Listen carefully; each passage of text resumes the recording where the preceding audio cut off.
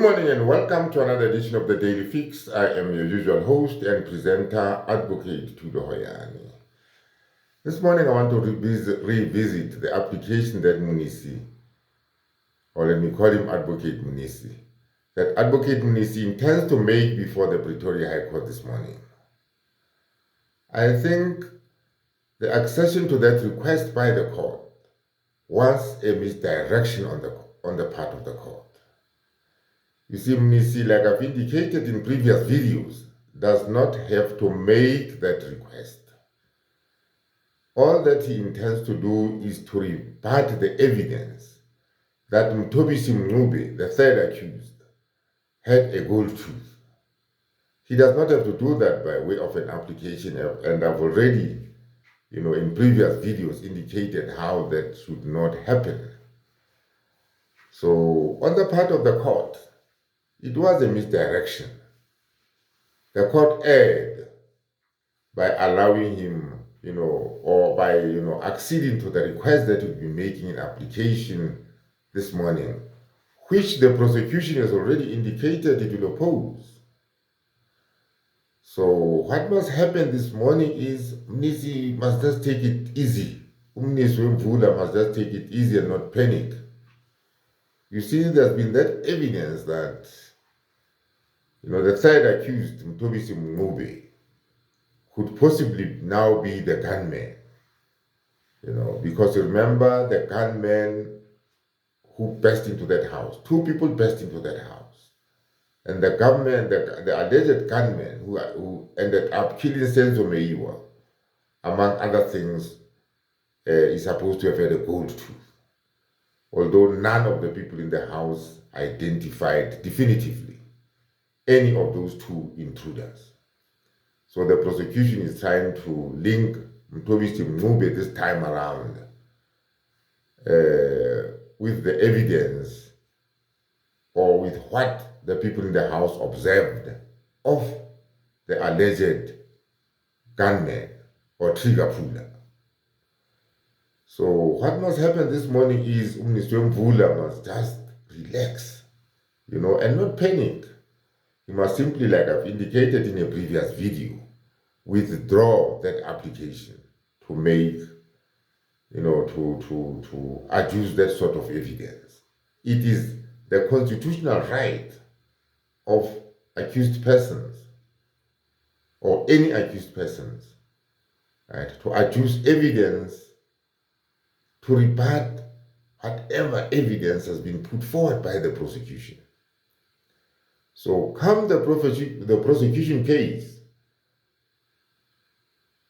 I beg your pardon, come the defense case, the defense will be at liberty to lead whatever evidence, including expert evidence, in the defense of the 5 accused persons. So Mnisi just has to draw the attention of the judge that, he erroneously requested, that he's going to make this application and just simply withdraw that request. I don't know what the prosecution will say because they had already taken the attitude that they were opposing the application. But you see, if Mnisi withdraws that application, then the objection that they raised just simply falls away. And also the ruling of the court that, it would hear that application perhaps today will also fall away because it was all,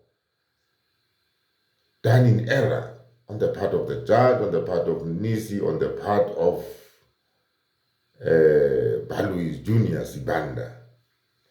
So what the defense must do, they must just wait for the defense, for the prosecution to wind up his case and then lead all that evidence. You see, the prosecution has been leading evidence for close on 2 years now, I think. So they'll have their bite at the cherry, They don't have to panic at this stage because, you see, this is essentially the stage where this is the prosecution case, let me put it that way. So how does that application come into play? the defense cannot make an application, right, during the prosecution case. It just does not happen. The prosecution must first of all wind up his case, and when they are done, then the defense will then have his turn to adduce evidence, like the prosecution has been adducing evidence all along. Because, like I am saying, it will just confuse the record. It will be such a confusing thing to see a defense application in the middle of a prosecution case. The whole record will just end up getting muddled up. It puzzles me to a certain extent why, Judge Ratha, with his 50-year experience that he always tells us about, did not pick up this issue. So this morning, Advocate Mnisi must just relax and withdraw that request for an application. And we must go back to the AVL records also. You see, we must go back to the AVL records. Remember that AVL evidence. We want to see that AVL evidence come before that court, because there's going to be a lot of controversy. There have been a lot of controversies around that AVL evidence. But let us wait and see how it unfolds this morning. I hope this misdirection is picked up by the court on reflection. I hope over the weekend, Judge Ratha must have consulted his colleagues, or it must have been brought to his attention somehow that this is not just the way to go. So that perhaps on reflection this morning, he might direct proceedings such that the cross-examination continues of Moses Mabasa along that evidence that is leading that Tobisi Mube had a gold tooth. So let us brace ourselves for the proceedings this morning, and in a later edition today, I'll bring you a recap of what happened this morning in the Pretoria High Court. Having said that, let me thank you for watching this video, and please have a wonderful, wonderful day.